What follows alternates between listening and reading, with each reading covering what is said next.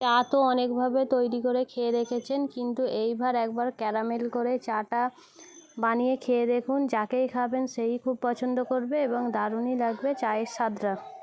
তার জন্য প্রথমে চিনি, পরিমাণ মতো চিনি, এখানে আমি 2 কাপ চা করব, তার জন্য পরিমাণ মতো চিনি নিয়ে নিয়েছি। আর চা পাতা প্রথমে ভালো করে উনুনের আঁচটা একদম হালকা রেখে নেড়ে চেড়ে ক্যারামেলটা তৈরি করে নিয়েছি।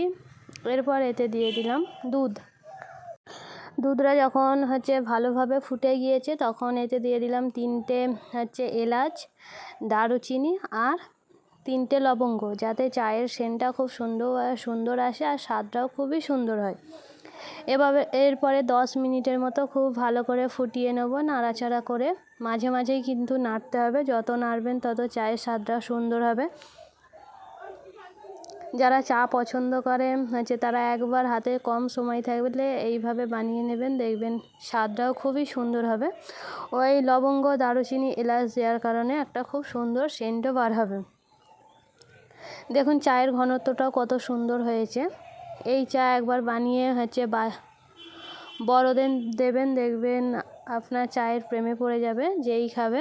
চাটা 10 মিনিটের মতো খুব ভালো করে ফুটিয়ে নিয়েছি।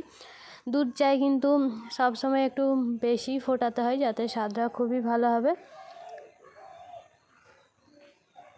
এবারে চাটা পুরোপুরি কমপ্লিট হয়ে গেছে। এরপরে এটাকে ছেঁকে নেবো। দেখুন কালারটাও কত সুন্দর এসেছে। চাটা করতে হাতে বেশি নেই, 15 মিনিট সময় নিয়ে করলেই চাটা খুবই সুন্দর হবে।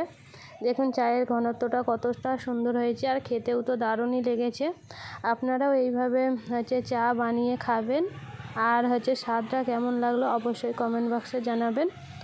আর আমার এই চায়ের রেসিপি যদি আপনাদের ভালো লেগে থাকে, তাহলে অবশ্যই একটা লাইক দিয়ে প্লিজ চ্যানেলটাকে সাবস্ক্রাইব করবেন, কারণ একে অপরের পাশে থাকলে তবেই আমরা কিন্তু এগিয়ে যাব। কমেন্ট বক্সে অবশ্যই জানাবেন যে কে কোথা থেকে আমার ভিডিওটা দেখছেন।